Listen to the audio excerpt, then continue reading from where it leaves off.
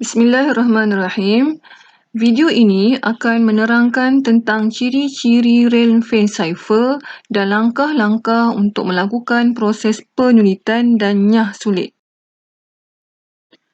Riemann cipher adalah salah satu jenis transposition cipher. Pengirim dan penerima perlu menggunakan kunci bagi proses penyulitan dan nyah sulit. Jadual digunakan bagi kedua-dua proses tersebut. Bilangan laju dan bilangan baris perlu ditentukan terlebih dahulu. Nilai kunci akan menentukan bilangan baris, manakala bilangan abjad teks biasa ataupun teks cipher akan menentukan bilangan laju. Untuk proses penyulitan, abjad teks biasa akan ditulis mengikut susunan baris secara zigzag. Manakala untuk proses nyah sulit, kita boleh bahagikan kepada 4 langkah. Langkah yang pertama, bina jadual. Langkah yang kedua, tandakan petak. Langkah yang ketiga, isikan teks cipher. Dan langkah yang terakhir adalah baca mesej atau tulis semula teks cipher. Untuk menunjukkan langkah demi langkah proses penyulitan menggunakan kaedah Riemann cipher, kita gunakan contoh teks berikut iaitu perintah kawalan pergerakan dan kunci yang akan digunakan adalah 4. Langkah pertama adalah membina jadual. Untuk membina jadual, kita perlu tentukan bilangan laju dan bilangan baris. Bilangan laju merujuk kepada bilangan abjad dalam teks. Terdapat 25 abjad dalam perintah kawalan pergerakan. Ini bermakna jadual ini terdiri daripada 25 laju.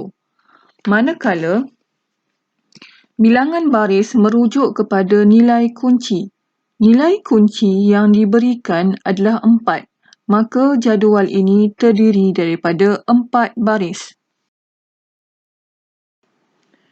Apabila kita telah membina jadual, langkah seterusnya yang kita perlu lakukan adalah mengisi jadual ini dengan abjad-abjad teks biasa secara baris demi baris, mulakan dari kiri mengikut corak zigzag. Okey, kita mulakan dengan baris yang pertama, laju yang pertama, huruf P. P mengikut corak zigzag. Okey, baris yang seterusnya, E, R, I. Okey, habis yang baris yang bawah sekali, kita akan sambung naik atas, N, T, A, H. Perintah. Okey, sambung dengan perkataan yang kedua. K, A, W, A, L, A, N. Kawalan P, E, R, G, E, R, A, K,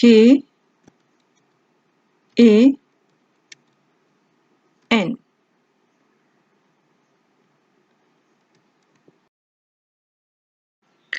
Apabila kita telah berjaya mengisi kesemua abjad-abjad teks biasa ke dalam jadual, seterusnya kita akan menulis teks cipher. Teks cipher ditulis mengikut baris demi baris dari kiri ke kanan.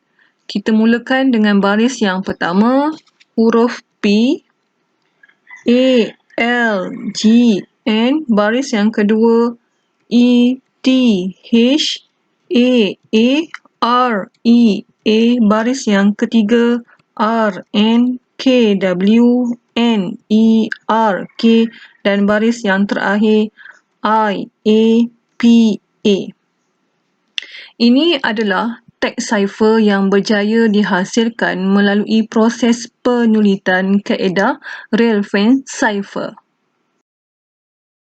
Untuk melakukan prosesnya sulit menggunakan kaedah Riemann cipher, kita akan gunakan contoh teks cipher seperti berikut dan kunci yang akan digunakan adalah 3. Langkah pertama dalam prosesnya sulit adalah sama dengan langkah pertama dalam proses penyulitan, iaitu membina jadual.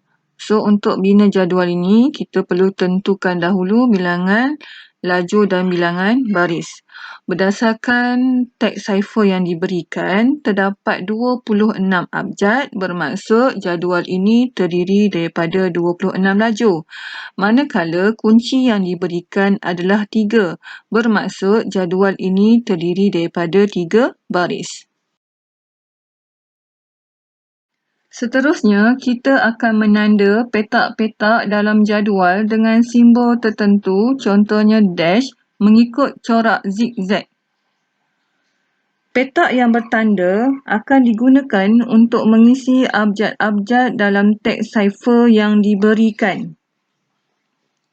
Langkah seterusnya, kita perlu isikan abjad-abjad teks cipher ke dalam petak yang telah dikenal pasti atau ditandakan satu persatu, baris demi baris, dari kiri ke kanan.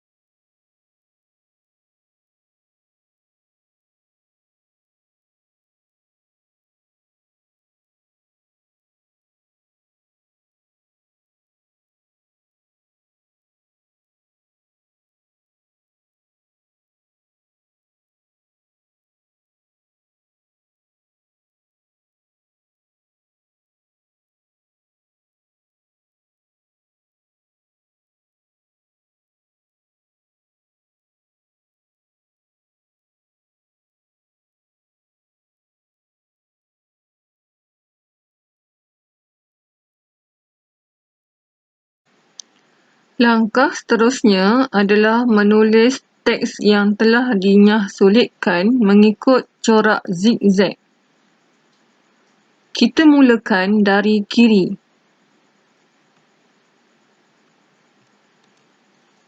K, E, S, E, T, I, A,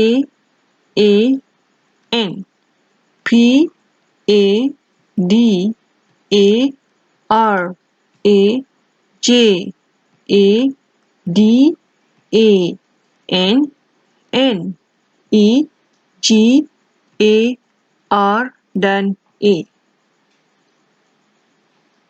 Kemudian, kita jadikan abjad-abjad ini sebagai perkataan yang memberi makna. Kesetiaan pada raja dan negara.